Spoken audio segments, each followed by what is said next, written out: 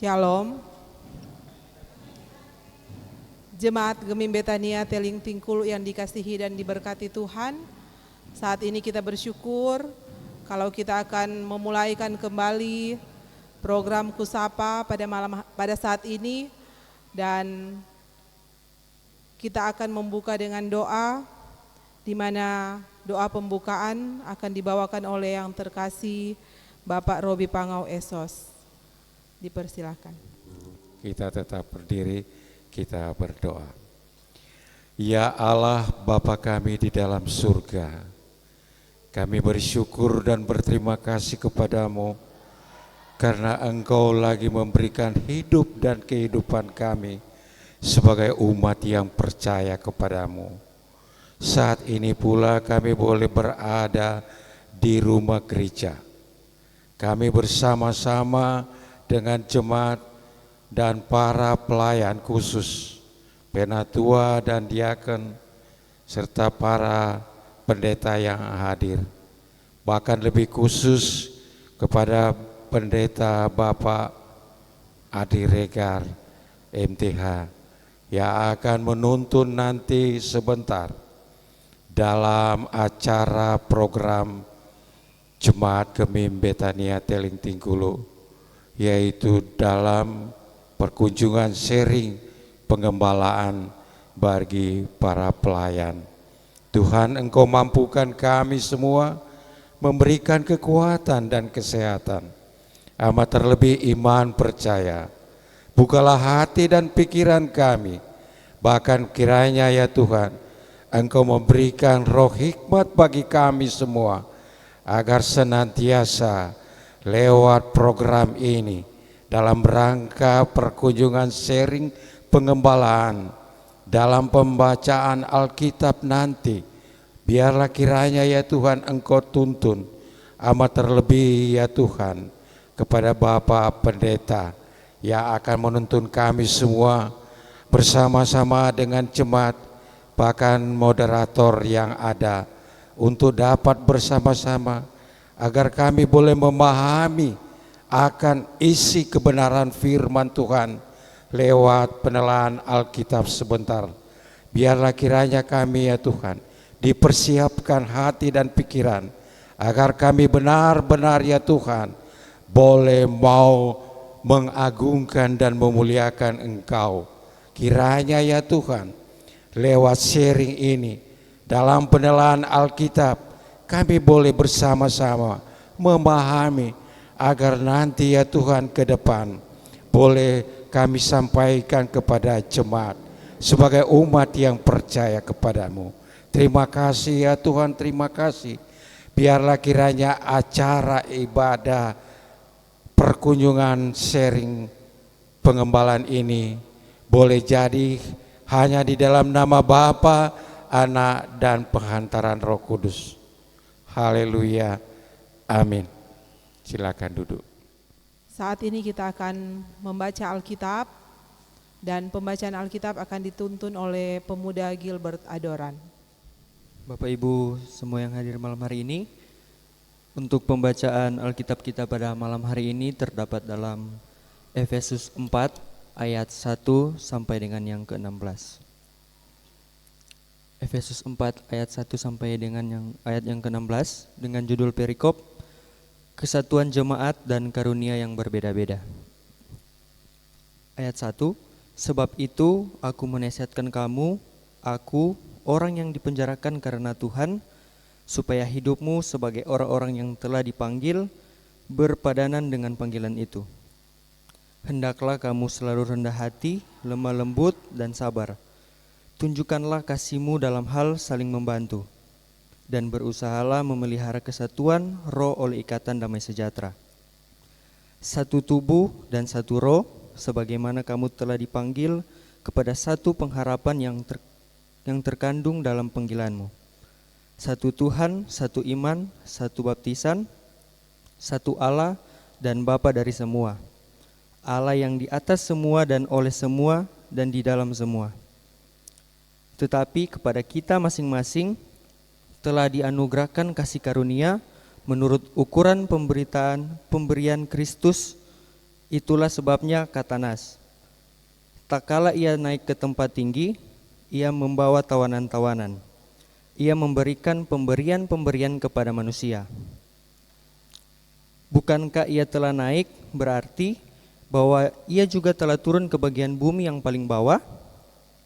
Ia yang telah turun, ia juga yang telah naik jauh lebih tinggi daripada semua langit untuk memenuhkan segala sesuatu. Dan ialah yang memberikan baik rasul-rasul maupun nabi-nabi, baik pemberita-pemberita Injil maupun gembala-gembala dan pengajar-pengajar, untuk memperlengkapi orang-orang kudus bagi pekerjaan pelayanan, bagi pembangunan tubuh Kristus, sampai kita semua telah mencapai kesatuan iman dan pengetahuan yang benar tentang anak Allah, kedewasaan penuh dan tingkat pertumbuhan yang sesuai dengan kepenuhan Kristus. Sehingga kita bukan lagi sebagai anak-anak yang diombang-ambingkan oleh rupa-rupa angin pengajaran, oleh permainan palsu manusia dalam kelicikan mereka yang menyesatkan. Tetapi dengan teguh berpegang kepada kebenaran di dalam kasih kita bertumbuh di dalam segala hal ke arah Dia, Kristus yang adalah kepala. Daripadanyalah seluruh tubuh yang rapi tersusun dan diikat menjadi satu oleh pelayanan semua bagiannya, sesuai dengan kadar pekerjaan tiap-tiap anggota, menerima pertumbuhannya dan membangun dirinya dalam kasih. Sampai di sana pembacaan kita. Saat ini kita akan masuk dalam materi yang akan dibawakan oleh yang terkasih Bapak Pendeta Adri Regar MTH, dan kami mengundang moderator saat ini Bapak Charlie Wagyu ST.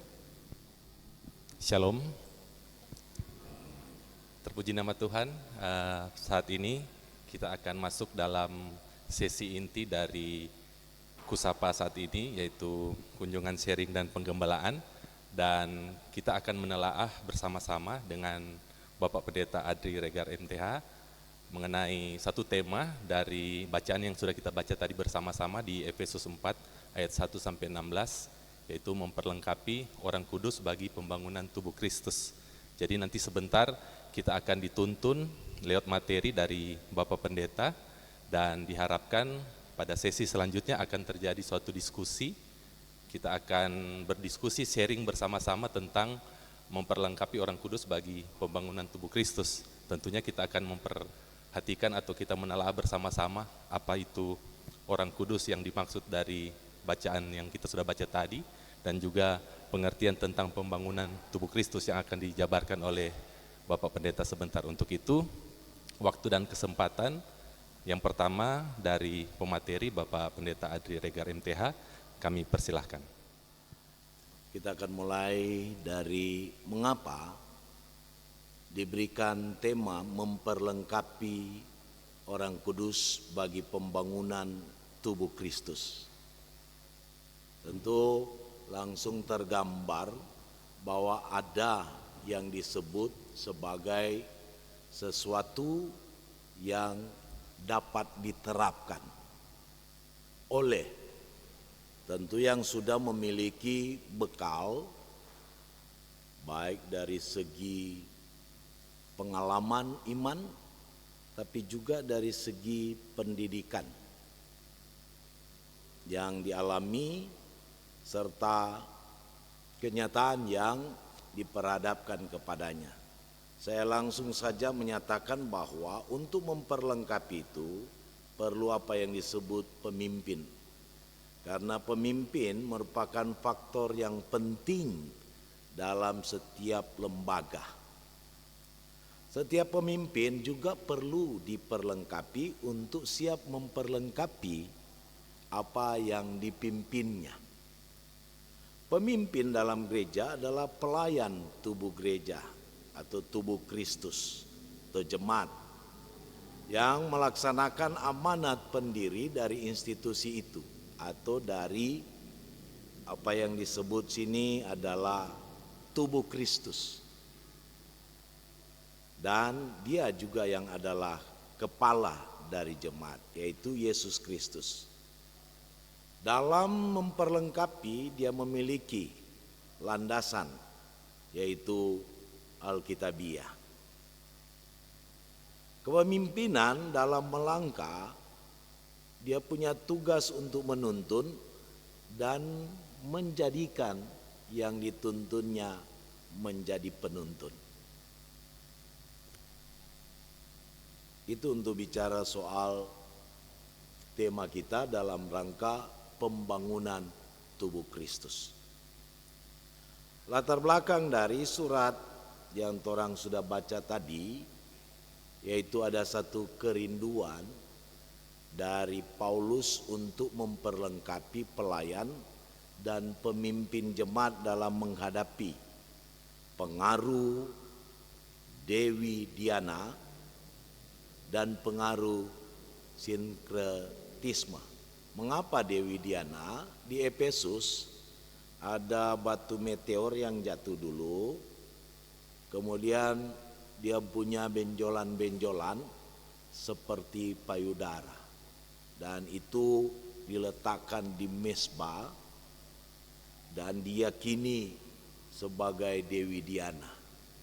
Di Efesus ada kuil atau tempat beribadah penganut Dewi Diana, ya hampir 49 meter lah diperkirakan menurut catatan para ahli.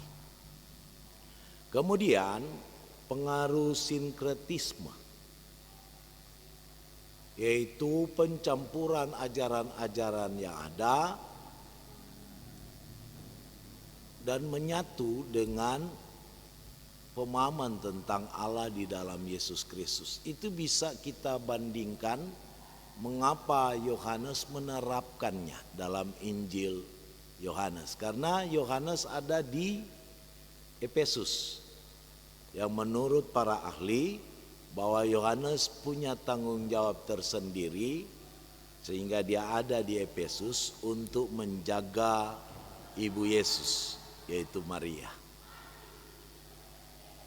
Surat ini ditulis pada sekitarnya sebelum terjadi pembantaian dari Kaisar Nero. Jadi tahun 64, ya sekitar tahun 62. Surat ini bersamaan dengan penulisan untuk jemaat Kolose, tapi juga untuk pribadi, yaitu Filemon. Jadi satu fokus untuk persiapan memperlengkapi akan kehidupan jemaat yang ada di seputaran Efesus. Karena Efesus juga dari segi geografis dia kota pelabuhan dan ada di persimpangan jalan dari Afrika ke Eropa ataupun dari India, Arab ke Mesir ataupun ke Eropa harus melalui itu. Jadi kota yang sangat penting.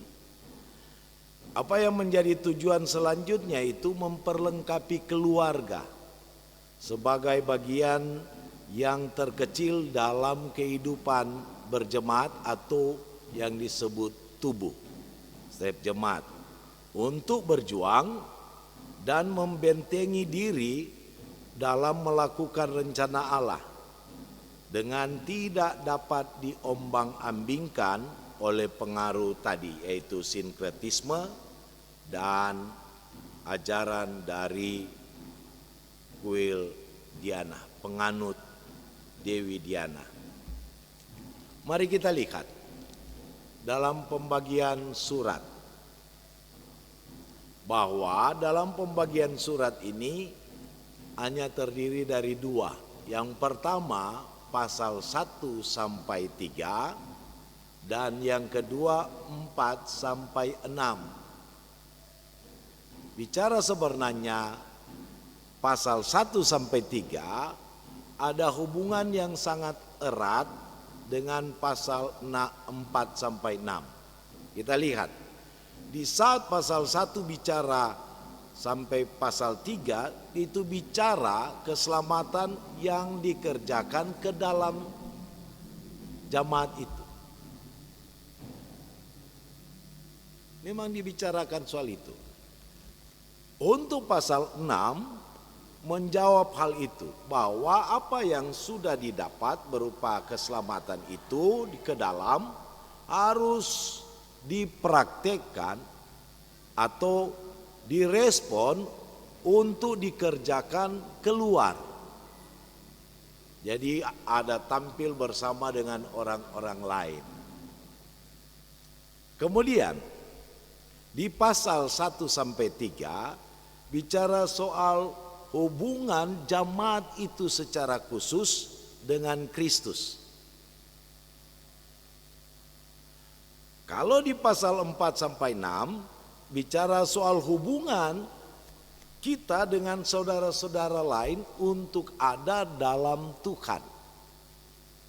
Mengapa demikian? Paulus memiliki suatu pengalaman dalam pelayanannya di saat dia tiba membawa diakonia ke Yerusalem yang pada saat itu diperhadapkan dengan kelaparan. Dia bawa, kemudian di saat masuk ke Bait Allah, dia dijebak dan dituduh membawa orang lain yaitu non-Yahudi melewati batas atau yang disebut sebagai satu tembok yang tidak bisa dilewati oleh orang-orang di luar Yahudi atau non-Yahudi. Sehingga prosesnya di saat dia ada dalam proses pengadilan sampai di Roma untuk peradilan terakhir, mau bebas atau tidak. Kemudian di pasal 1 sampai 3 berbicara tentang ajaran atau doktrin. Namun di pasal 4 sampai 6 apa yang menjadi ajaran dan doktrin itu merupakan tugas jemaat untuk keluar. Kemudian bicara soal keselamatan dalam pasal 1 sampai 3 diperhadapkan pada suatu penekanan. Oleh apa kita diselamatkan? Namun di pasal 4 sampai 6 untuk apa kita diselamatkan? Pasal 1 sampai 3 dinyatakan diselamatkan bukan karena perbuatan baik manusia, tetapi karena anugerah dari Yesus Kristus lewat pengorbanannya melalui kematian, kebangkitan, tapi juga janji-janjinya. Untuk pasal 4 sampai 6, untuk apa kita diselamatkan?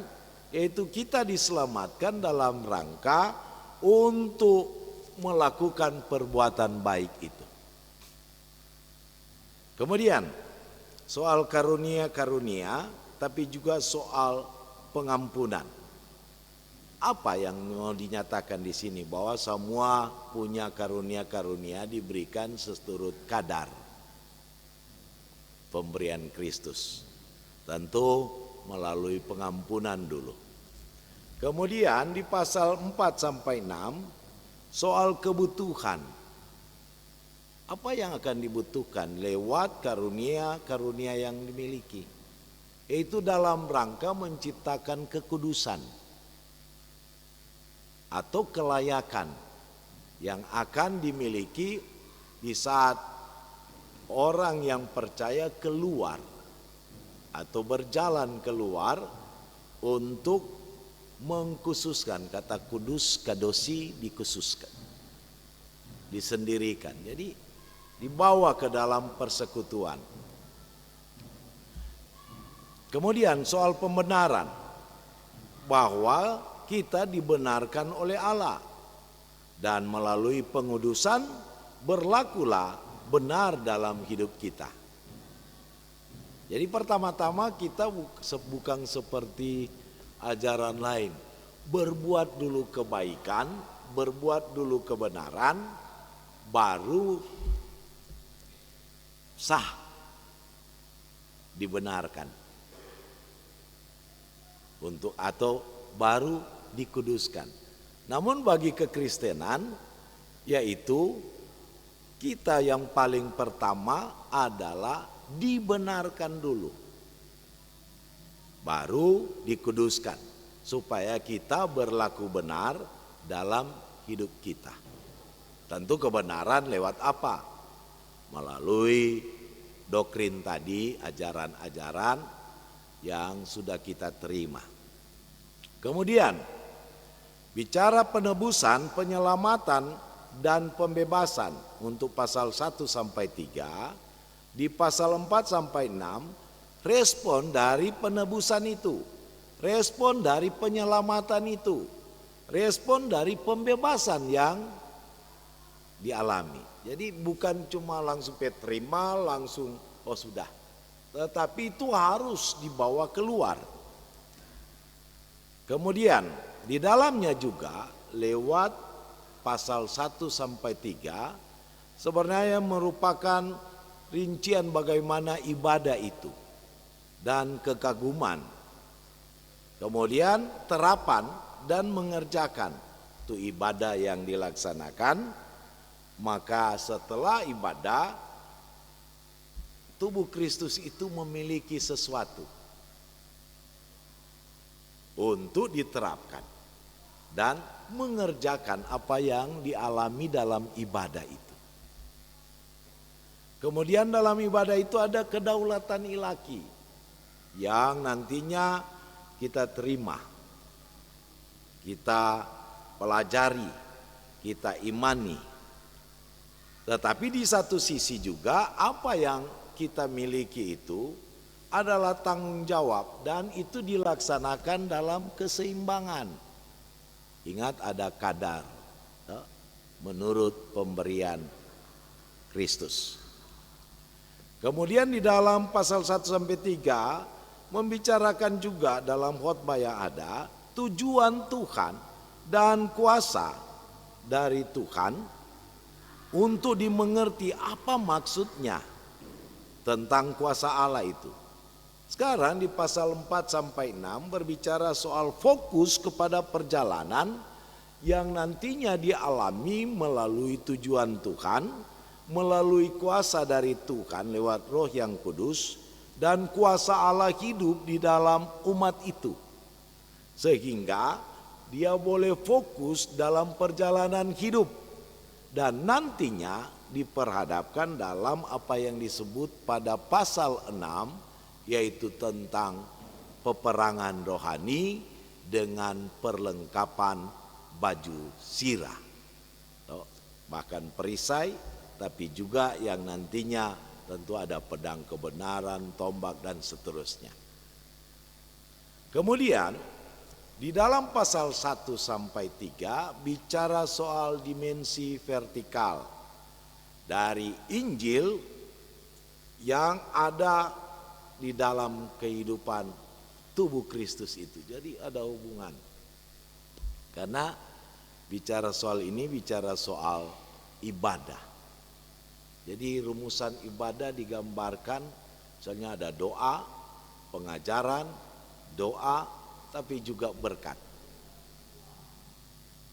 Nah, kemudian di pasal 4 sampai 6 bicara soal dimensi horizontal dari Injil. Jadi itu memang karena sudah keluar maka tampaklah dalam bahasa yang paling mudah mungkin. Di saat kita selesai ibadah menerima semuanya di dalam ibadah itu, melakukan dalam ibadah harus dipraktekkan di saat kita keluar dari ibadah. Kita lihat bahwa bentuk pasal 1 sampai 3 yaitu soal penyembahan, doa, bahkan doktrin keselamatan terlihat dalam memuji Allah. Ada dalam pasal 1 ayat 3 sampai 14 bahwa dinyatakan kita dipilih, dikuduskan, dan kita boleh ditentukan menjadi anaknya.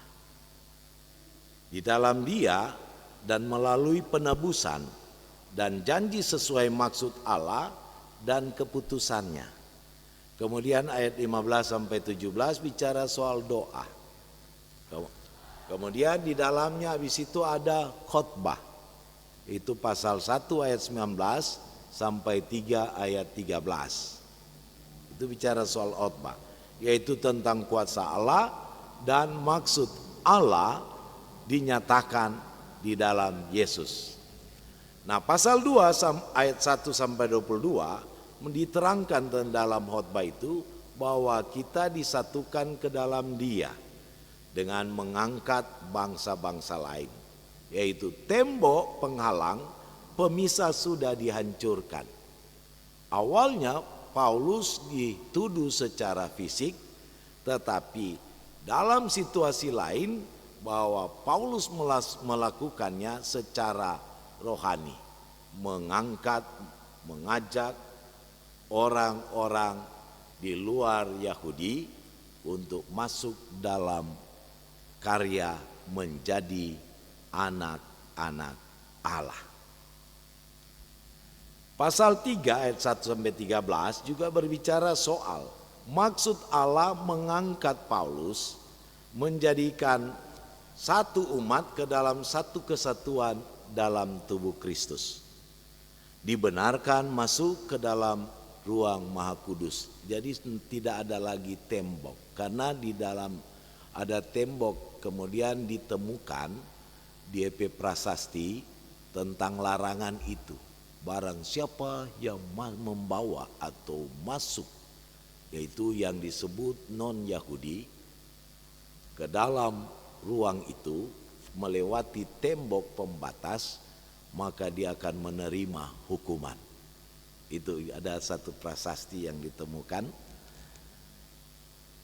Kemudian dari suasana yang demikian, di saat Allah mengangkat Paulus menjadi rasul, dia punya tugas menjadikan satu umat ke dalam satu persekutuan di dalam Yesus, supaya mereka dibenarkan masuk ke dalam ruang Maha Kudus. Jadi bukan lagi pertama-tama bikin perbuatan baik dulu baru dibenarkan, tetapi bagi kekristenan yang paling utama adalah dibenarkan dulu. Beda Kang, dibenarkan dulu baru dikuduskan lewat proses pembelajaran tentang doktrin atau melalui Alkitabiah. Pasal 4 sampai 6 di situ mencantumkan apa yang akan dilakukan setelah kita mau berjalan keluar, yaitu dari pasal 1 ke 3 sampai 3 bicara soal ibadah. Bagaimana hal itu mempengaruhi hidup kita setelah ibadah, setelah mendapatkan pengajaran, setelah mengagungkan lewat puji-pujian, sama seperti dalam bahasa lain, bahwa dalam ibadah kita berdoa. Misalnya dalam doa syafaat, Kak, Tuhan berkatilah kami keluarga, mau masalah kecili jadi besar. Nggak guna tuh udah berdoa tuh, berkatilah masalah kecil berdoa, mau jadi besar. Atau Tuhan secara pribadi, Tuhan kasih bayar akan tapi darah tinggi, mar golojo, rajin pergi di rumah makan, apalagi pibagi itu soto kan. Jadi apa yang kita doakan maka itu juga ya akan kita lakukan. Sehingga untuk melakukan itu maka harus diingat bahwa kita berjalan melakukan itu dalam roh, dalam kasih, dan merasakan bahwa kita adalah anak-anak terang yang di dalamnya kita melakukannya berjalan dalam kerendahan hati, berjalan dalam satu kesatuan, yaitu tubuh, roh, iman, baptisan, dan Allah yang esa, Bapa yang satu. Kemudian lewat suasana itu maka kita berjalan untuk mendewasakan iman melalui karunia dan melalui pembelajaran dan pewartaan Injil. Ada gembala, rasul-rasul, ada nabi, dan seterusnya. Yang didasarkan bukan pada soal kesatuan itu, tetapi dalam kesatuan iman, dalam kesatuan roh, sampai tiba dalam persatuan iman, sampai tiba pada satu roh dan kesatuan iman pada kepenuhan di dalam Yesus Kristus. Itulah yang disebut bahasa selanjutnya dari pembacaan kita bagian terakhir. Daripadanya lah seluruh tubuh yang rapi tersusun diikat menjadi satu oleh pelayanan semua bagian. Selanjutnya pasal 5 berbicara untuk berjalan dalam integritas moral. Dan lewat perjalanan dalam integritas moral sehingga nampak karakter yang nantinya tidak mengecewakan, tapi dilihat dengan kemurahan hati. Berjalan dalam kemurnian hati dan dipenuhi Roh Kudus.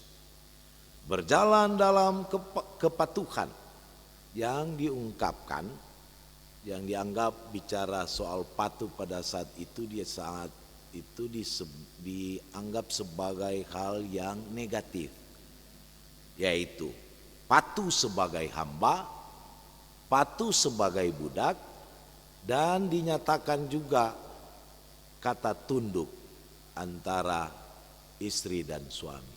Ya, ingat itu.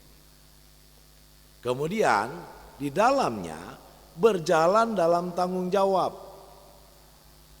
Tanggung jawab antara suami istri sama seperti suami dalam hubungannya dengan Yesus dan sama seperti Yesus yang mengasihi akan jamaat.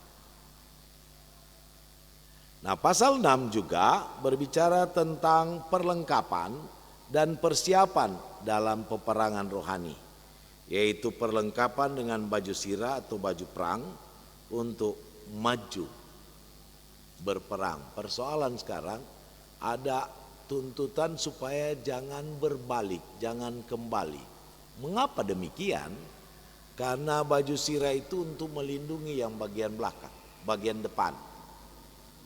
Dengan adanya perisai, dan dalam perisai itu ada peredam soal panah-panah api, supaya tidak akan terjadi kebakaran terhadap diri. Kalau dia berbalik maka panah-panah api itu akan mampu menembus. Jadi yang dianggap ajaran-ajaran yang nantinya akan mempengaruhi pertumbuhan perkembangan daripada tubuh Kristus. Kita lihat dalam pasal 4 ayat 1 sampai 16 yang merupakan respon dari pasal 1 sampai 3. Dinasihatkan kepada tubuh Kristus, pada jemaat ataupun kepada pemimpin untuk berjalan dalam dengan maksud sesuai dengan panggilan dan menjadi tujuan hidup dalam menggapai lewat kerendahan hati serta sabar dengan menunjukkan kasih yang terwujud dalam saling membantu satu dengan yang lain. Kemudian hidup dalam kesatuan, yaitu kesatuan dalam roh, dalam damai sejahtera sebagai suatu jemaat atau tubuh. Semangat, pengharapan, satu Tuhan, satu iman, satu baptisan, satu Allah dan satu Bapa. Satu tubuh, yaitu percaya sebagai satu bagian yang tidak dapat dipisahkan satu dengan yang lain dalam pekerjaan Yesus Kristus. Satu roh menunjuk pada Roh Kudus yang bersama-sama dengan gereja yang sudah dibaptis, yaitu anggota-anggotanya menjadi satu tubuh. Satu pengharapan menunjuk pada tujuan jemaat untuk hidup dalam damai sejahtera dan beroleh janji Allah untuk kehidupan yang kekal. Satu iman menunjuk pada keyakinan dalam pengorbanan Yesus sebagai penyelamat dan satu Tuhan sebagai satu kepastian. Satu baptisan sebagai pemersatu tubuh Kristus. Satu Allah menunjuk pada satu-satunya pusat kepercayaan, Allah yang menyatakan diri di dalam Yesus.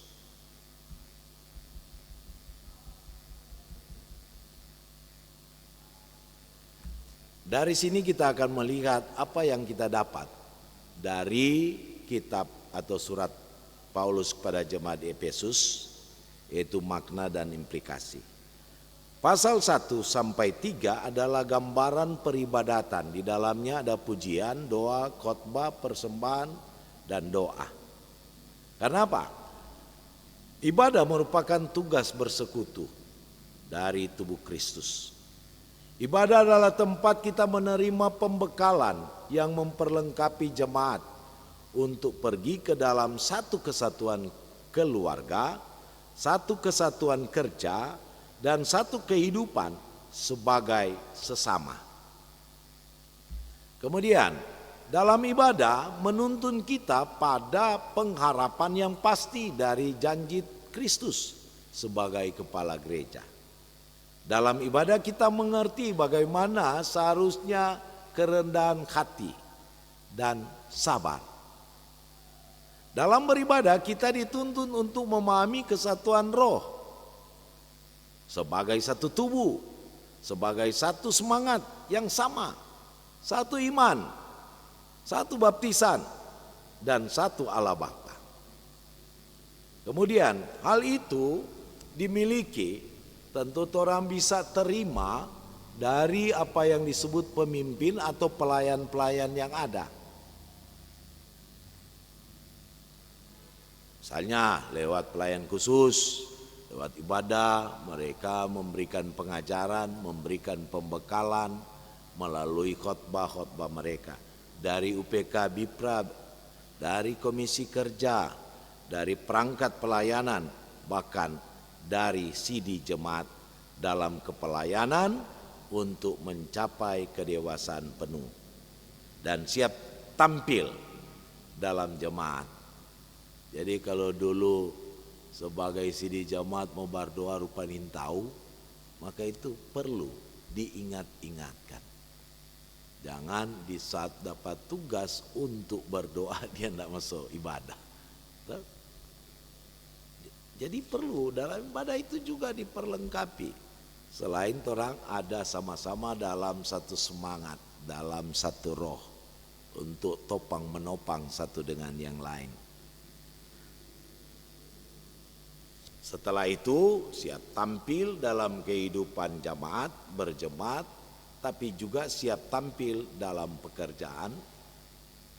Kemudian siap tampil dalam kehidupan sosial, dan lewat kehidupan itu tidak terombang-ambingkan oleh bujukan-bujukan penyesatan.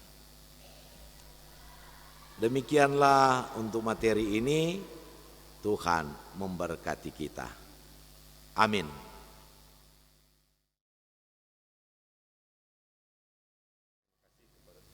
Terima kasih kepada Bapak Pendeta Adri Regar MTH yang sudah menuntun kita semua dalam telaah Alkitab, yang memberi tema kita bersama-sama malam hari ini adalah memperlengkapi orang kudus bagi pembangunan tubuh Kristus. Ada beberapa catatan atau hal yang saya petik tadi dari telaah yang disampaikan oleh Bapak Pendeta, antara lain latar belakang dari surat Paulus ke jemaat Efesus. Saya melihat tadi ditujukan kepada yang pertama, pemimpin atau pelayan Tuhan di jemaat Efesus saat itu yang harus menghadapi ajaran-ajaran sesat atau suatu kepercayaan kepada Dewi Diana tadi, dan memperlengkapi itu sendiri tadi disampaikan oleh Bapak Pendeta melalui pengalaman sebagai hidup pengikut Kristus, melalui pengalaman-pengalaman pribadi dalam kehidupannya sehari-hari, dan melalui pengajaran-pengajaran serta penggembalaan. Kemudian yang kedua, tujuan dari surat Efesus itu juga saya simak tadi bahwa ditujukan kepada keluarga sebagai sel terkecil dari tubuh Kristus. Dan kita juga sudah tadi belajar bersama-sama mengenai dua bagian dari Efesus ini yang tadi ditelaah menjadi dua bagian, yaitu pasal 1 sampai pasal 3 itu menceritakan suatu hubungan vertikal antara manusia yang diselamatkan dengan Tuhan sebagai yang membenarkan manusia itu, dan juga pasal 4 sampai 6 bagaimana keselamatan itu dikerjakan keluar. Dan ada satu yang menarik yang dikatakan bahwa kita bukan diselamatkan karena berbuat baik, tapi karena kita diselamatkan, responnya adalah kita berbuat baik. Sehingga pada bagian akhir dikatakan maknanya di awal-awal dari pasal 1 sampai 3 kita sudah diajarkan bagaimana beribadah, dan peran masing-masing dalam komponen ibadah itu ada pelayan khusus, ada UPK, komisi kerja yang menjadi suatu bagian dalam kerja pelayanan dalam satu kesatuan tubuh Kristus untuk diperlengkapi dan keluar sebagai wujud nyata respon kita terhadap keselamatan yang dianugerahkan oleh Tuhan kepada kita semua. Dan saat ini kita masuk ke diskusi. Dalam diskusi ini ada sharing mungkin atau pertanyaan penggembalaan yang akan kita sampaikan bersama-sama, kita angkat dalam forum ini. Untuk itu pada kesempatan yang pertama ini diberikan kesempatan mungkin 2 orang untuk bisa kita sharing bersama-sama atau ingin mengajukan pertanyaan kepada Bapak Pendeta, dipersilahkan. Terima kasih. Kami dari Jemaat Kolom 14, Kami Betania Teling Tingkulu. Bapak Pendeta yang kami hormati dan kasihi, pada malam hari ini kita berada dalam perkunjungan sharing pengembalaan. Walaupun kita tadi sudah membaca secara khusus Efesus 4 ayat 1 sampai 16, akan tetapi oleh Bapak Pendeta memberikan penjelasan secara keseluruhan dari kitab Efesus pasal 1 sampai pasal 6. Akan tetapi memang kodrat manusia tidak selamanya kita dapat menampung dalam otak kita.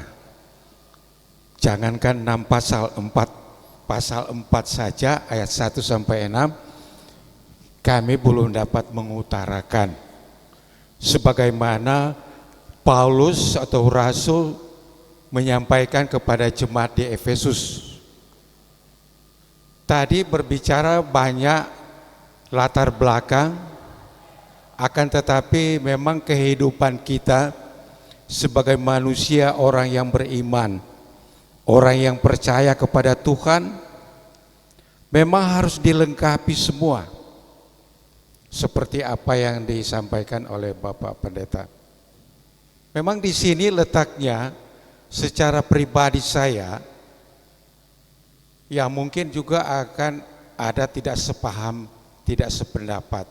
Akan tetapi secara pribadi saya memang berbicara seperti kita lihat ini, memperlengkapi orang kudus bagi pembangunan tubuh Kristus.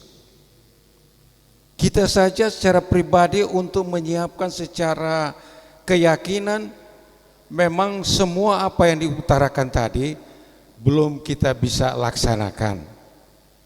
Walaupun kami punya kekurangan dan kelemahan. Tapi disinilah letak kami. Memang mungkin saya disebut sebagai orang yang sudah usia. Kami memang menginginkan supaya penelan Alkitab ini tidak seperti pengetahuan umum. Karena di sini berbicara anugerah Allah, kasih Allah kepada Paulus, bahkan sampai kepada kita jemaat sebagai orang yang percaya disamakan seperti jemaat yang ada di Efesus. Dengan kata lain jemaat Betania. Nah, di sini punya kekurangan, mungkin Bapak Pendeta bisa menyampaikan pembacaan ini tidak seperti ilmiah. Maaf, saya ini memang bukan orang teologi ya, hanya punya pengalaman sedikit, tetapi saya membaca kalau dalam penelan Alkitab, Perjanjian Lama dan Perjanjian Baru, dari Kejadian sampai Wahyu, saya hanya mengutip-kutip saja apa yang kita pahami. Kalau yang lain kita pahami, kalau kita bisa membaca dan kita sharing. Mungkin seperti ini.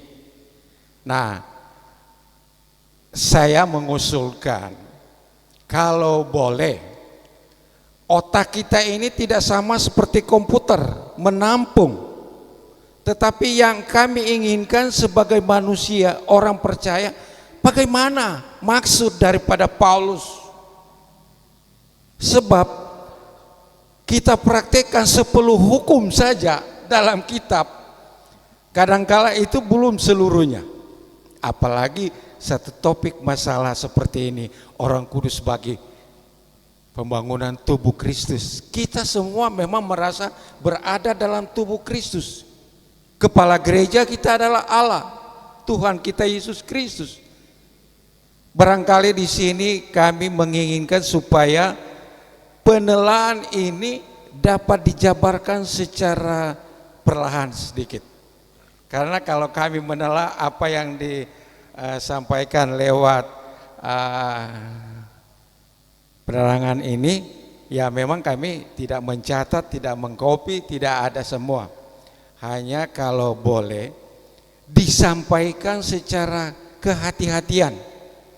Sebab saya juga tidak mau seperti kata Alkitab, nabi saja ada nabi palsu. Bayangkan saja. Saya kira ini mungkin nanti ada yang akan memberikan tambahan, atau sebelumnya Bapak Pendeta akan lebih memperinci penjelasan maksud saya. Terima kasih. Terima kasih. Barusan kita membahas ya tentang Efesus 4 ayat 1 sampai 16, dan dalam tema yang diangkat oleh Gereja Masih Injil Minahasa, memperlengkapi orang kudus bagi pembangunan tubuh Kristus. Saya menangkap juga apa yang disampaikan Bapak Penatuam tadi, itu mungkin mohon disederhanakan Pak Pendeta, agar supaya jemaat bisa memahami. Nah, yang saya mau angkat di sini, tantangan kita gereja saat ini, ya memang kita dalam satu periode pelayanan. Namun memperlengkapi umat dalam pembangunan tubuh Kristus ini bukan hanya dilakukan ketika awal periode kita akan memulai suatu pelayanan. Namun banyak sekali tantangan ketika sudah mulai memasuki akhir-akhir periode pelayanan, nah lebih berkurang. Ini pelayan-pelayan, bahkan apakah itu di pelayan khusus, ataupun malah di komisi, ataupun di UPK, yang tentunya perlu lagi terus diperlengkapi, sehingga pelayanan yang sudah kita dan akan kita laksanakan, ya kalau kita di 5 tahun ini, tentunya pelayan-pelayan itu tetap ada dan melayani jemaat. Nah, di sini saya ingin kita sama-sama langkah-langkah apa, mungkin Pak Pendeta dengan pengalaman pelayanan, ya, langkah-langkah yang perlu kita tempuh, kita lakukan, karena ini menjadi persoalan klasik. Ketika di awal pelayanan begitu semangat, namun ketika semua habis pelayanan, ya mulai hilang, dan ketika nanti semua pemilihan mulai muncul lagi. Nah itu, ini tentunya menjadi tantangan gereja, sehingga dalam kita memperlengkapi akan jemaat kita, kita bisa mengambil langkah-langkah supaya memang benar-benar jemaat kita boleh bertumbuh dalam karunia-karunia yang Tuhan sudah berikan dalam kehidupan kita. Mungkin itu, terima kasih. Terima kasih. Yang pertama, saya langsung saja untuk surat, Pak. Apakah kita dalam menulis surat ada perikop, ada pasal, ada ayat, sehingga di saat kita melihat ada perikop, ada yang namanya pasal, ada yang namanya ayat, maka kita dibatasi. Padahal sebenarnya untuk memahami Efesus, ini satu surat yang harus dibaca, kemudian kembali per pokok. Yang ya syukur ada kemudahan bagi kita, misalnya sudah ada pasal dan perikop. Oleh sebab itu, mengapa di saat membaca seantero kitab Efesus atau surat Efesus, terjadilah pembagian sesuai dengan ini pasal 1 ayat sekian sampai pasal 3. Bicara soal gambaran Paulus yang didapat dalam satu persekutuan. Melalui doa mengagungkan Allah, memuliakan Allah, memuji Allah. Puji-pujian, permohonan.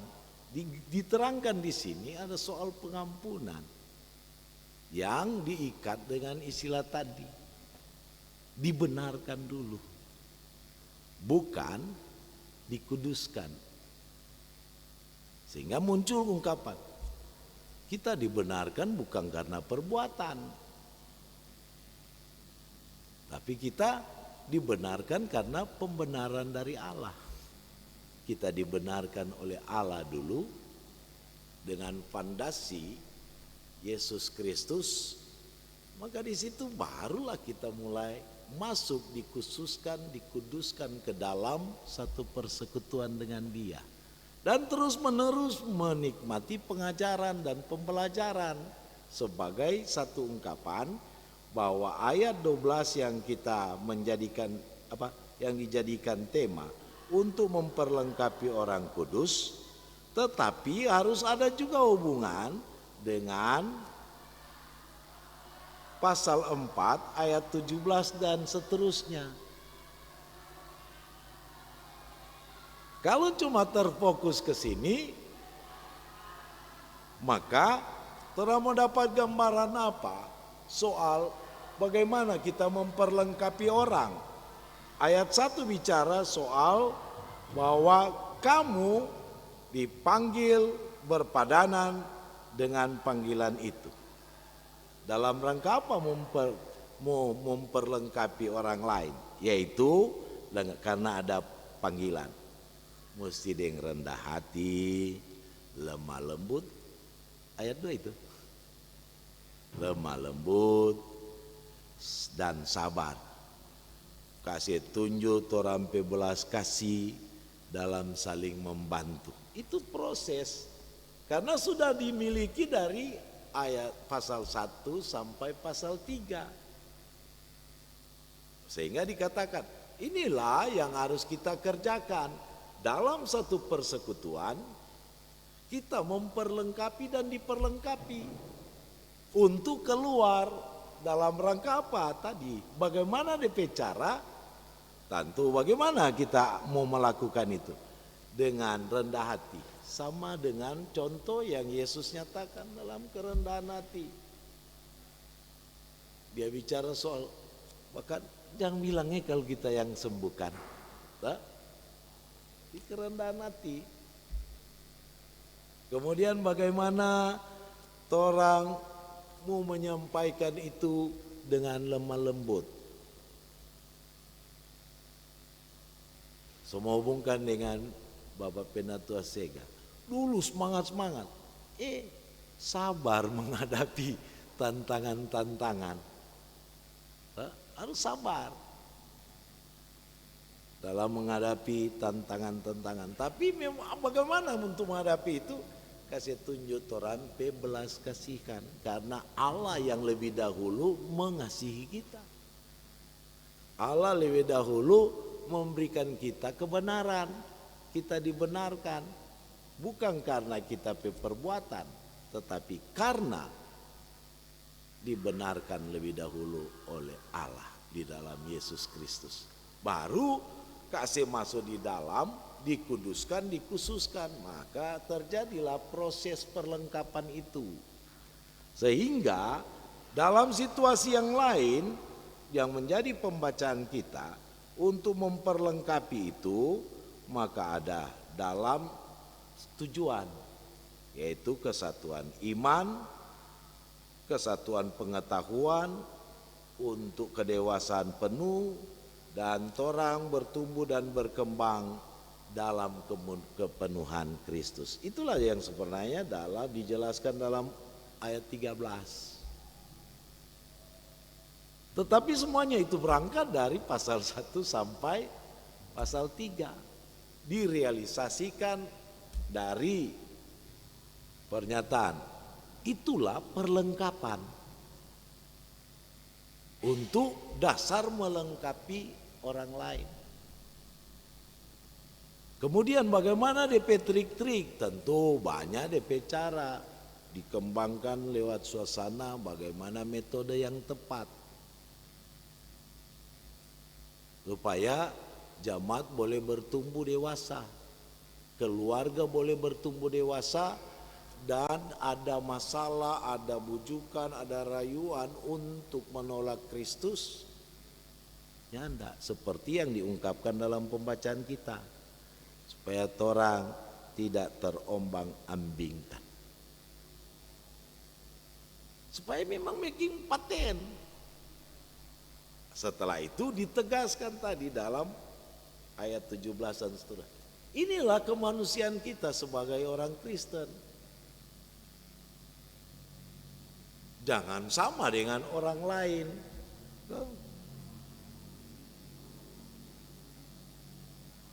Ayat 17 bilang, jangan hidup lagi sama seperti orang-orang yang tidak mengenal Allah dengan pikiran yang sia-sia, pengertiannya gelap, jauh dari hidup persekutuan dengan Allah karena kebodohan dan seterusnya. Jadi kalau cuma terfokus ke pasal 14 ayat 1 sampai dengan ayat 16, maka orang tidak akan menemukan intinya, karena ini satu kesatuan dari yang disebut surat. Dia ada keterkaitan. Supaya lebih mengerti. Mengapa saya mengangkat itu? Karena di saat ayat ini saya memiliki pemahaman bahwa setiap ayat dalam Alkitab yang diayatkan, dia punya konteks ruang dan waktu. Jadi konteks apa yang orang mau ambil dari satu ayat, apalagi perikop, apa yang terjadi? Nah sekarang, orang mau bicara soal memperlengkapi. Itu adalah realisasi daripada apa yang orang terima dari ibadah. Setelah menikmati pujian, setelah menikmati penyembahan, setelah kita mempelajari firman, setelah kita itu minta supaya dikuatkan dan saling doa mendoakan dan menikmati berkat. Itu bagian terakhir dari pasal 3 kan, doa. Itu yang nantinya orang bawa. Bagaimana DP cara? Ayat yang pertama itu dan kedua bicara soal itu. Cara memperlengkapi. Metode itu. Bahkan memperlengkapi dalam rangka menghadapi tantangan Diana tadi. Suami istri, betul kan? Jangan jadi sama rupa orang-orang di Efesus yang belum mengenal Tuhan, yang tak ika dengan cara pandang orang-orang yang menjadi pengikut Diana. Nah, itu bicara soal tunduk, jadilah anak terang, dan seterusnya. Menggunakan baju sirah supaya ada panah datang boleh mau tangkis dengan perisai iman dan seterusnya. Dan itulah kemudian yang bagaimana DP metode kiat-kiat untuk pengembangan atau pertumbuhan tubuh Kristus. Inilah DP fungsi.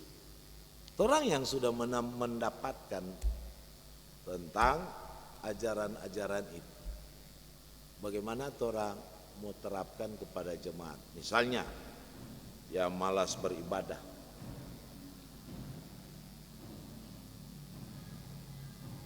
Alkitab memberikan metode, DP tahapan-tahapan, pergi, kunjungi, ndak lagi kabal, panggil. Ada sampai akhirnya akan diambil satu keputusan, anggaplah dia tidak mengenal Allah kah? Ada tahapan tuh. Artinya bahwa pelayanan untuk memperlengkapi jemaat, jemaat tidak mau terima. Kenapa? Mereka diombang-ambingkan oleh bujukan ajaran-ajaran lain. Sehingga mereka di saat diajak pun paling yang nampak dalam jawaban, iyo, kamu kajo. Ini paling bahaya. Jadi kiat-kiat bagaimana?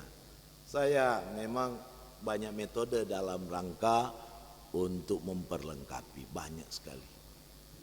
Tetapi kuncinya dinyatakan oleh Paulus dalam suratnya. Harus sadar bahwa orang punya talenta masing-masing. Ada orang punya talenta untuk mendamaikan orang lain, tetapi dia tidak memfungsikan itu. Mengapa? Dia merasakan rugi untuk menerapkan itu. Mari kita lihat pengalaman sehari-hari. Di saat ada konflik yang sudah memanas, dikala orang itu datang dan berbicara kemudian menyapa, akan terjadi emosi yang ada redam. Ada orang punya talenta karunia untuk menyembuhkan.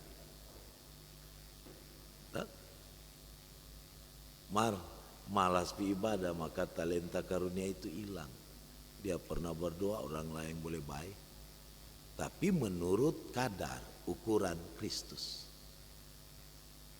Ada orang punya kemampuan untuk melatih paduan suara, talenta itu kadar diberikan Tuhan. Kita yang penatua sega cuma sampai tahu solmisasi, mau iring lagu talebe susah. Ada orang memang secara khusus sering yang diutamakan bukan Kristus, tapi meni dianggap itu dia keahlian. Banyak itu kasih dan itu soal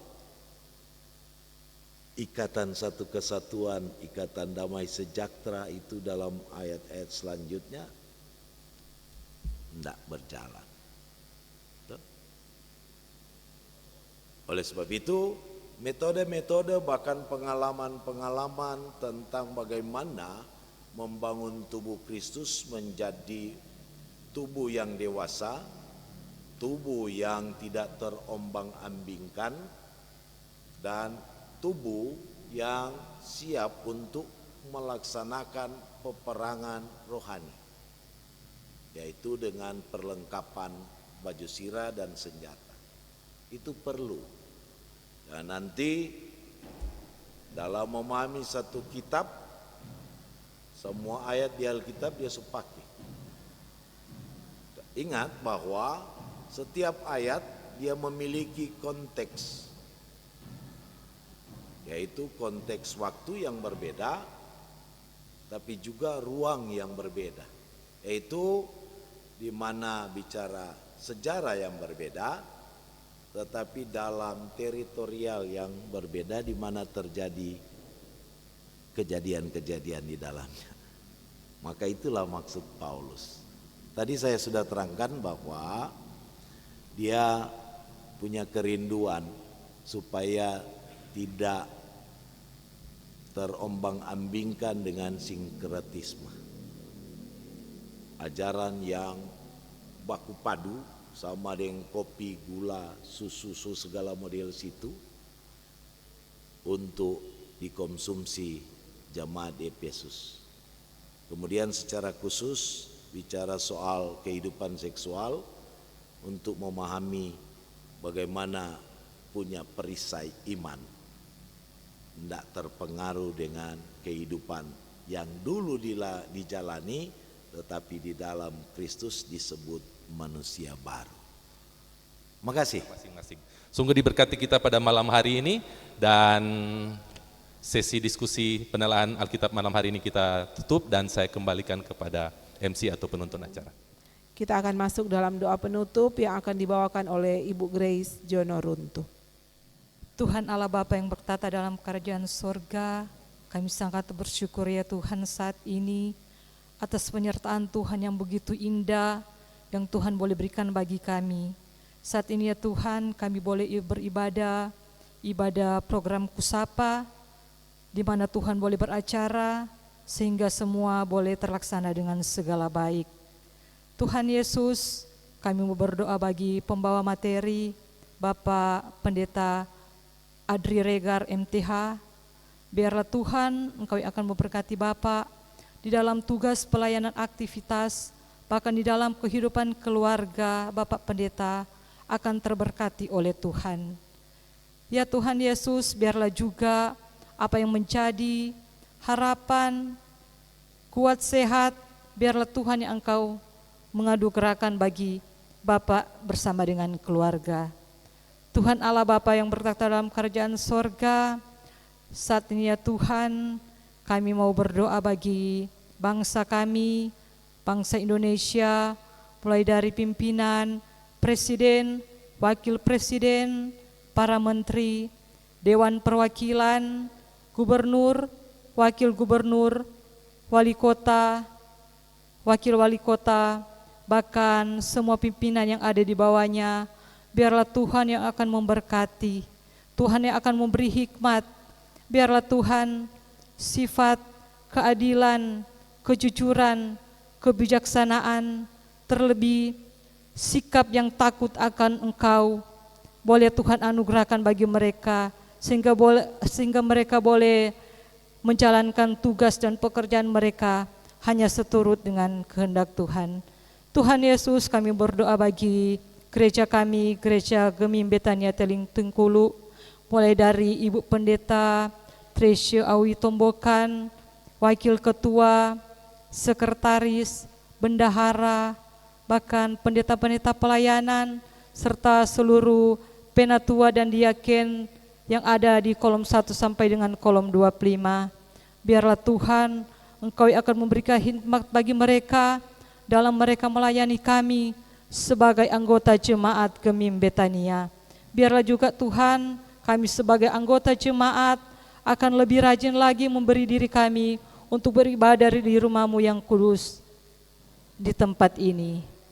Tuhan Yesus, kami mau berdoa terlebih khusus bagi adik-adik remaja Gereja Gemim Betania Teling Tingkulu yang pada hari Sabtu tanggal 14 September 2024 akan mengikuti kegiatan Pesta Seni Remaja di wilayah Langongan 2. Biarlah Tuhan Engkau yang akan memberkati mereka, mulai dari panitia yang ada dan segala yang terkait di dalamnya, bahkan bagi adik-adik remaja yang akan mengikuti lomba teater rohani biarlah Tuhan Engkau yang akan memberkati mereka, memberikan kesehatan, kekuatan, terlebih memberikan mereka keberanian agar mereka dapat memberikan yang terbaik bagi gereja mereka, terlebih memberikan yang terbaik bagi Tuhan. Tuhan Yesus, saat ini kami mau berdoa bagi persembahan yang sudah kami berikan. Kami tahu Bapa itu sangat kecil dibandingkan dengan pemberian Tuhan di dalam kehidupan kami. Namun kami yakin dan percaya itu kami memberikannya dengan tulus, dengan penuh sukacita. Biarlah Tuhan Engkau yang akan memberkati, itu boleh berguna untuk pelayanan-Mu yang ada di gereja kami, Gereja Gemim Betania Teling Tingkulu. Tuhan Yesus, saat ini kami mau berdoa bagi Jemaat Kolom 14 yang sudah boleh bertugas dalam ibadah program Kusapa. Biarlah Tuhan Engkau yang akan memberkati kami semua, agar kami boleh lagi memberi diri kami di dalam melayani Tuhan. Tuhan Yesus, sebentar lagi kami akan berpisah dari tempat ini, kami akan pulang. Biarlah Tuhan Engkau yang akan memberkati setiap langkah kaki kami, agar kami boleh tiba di rumah kami masing-masing dengan selamat sejahtera yang berasal daripada Tuhan. Inilah yang menjadi doa dan permohonan kami yang kami bawa. Jemaat yang dikasihi dan diberkati Tuhan, demikianlah pelayanan Kusapa pada saat ini sudah boleh berjalan dengan baik. Atas nama semua yang hadir, menyampaikan terima kasih kepada yang terkasih Bapak Pendeta Adri Regar MTH yang sudah boleh melayani pada saat ini, dan juga tentunya semua pelayan khusus, bahkan pun jemaat yang boleh hadir, disampaikan terima kasih. Tuhan Yesus memberkati.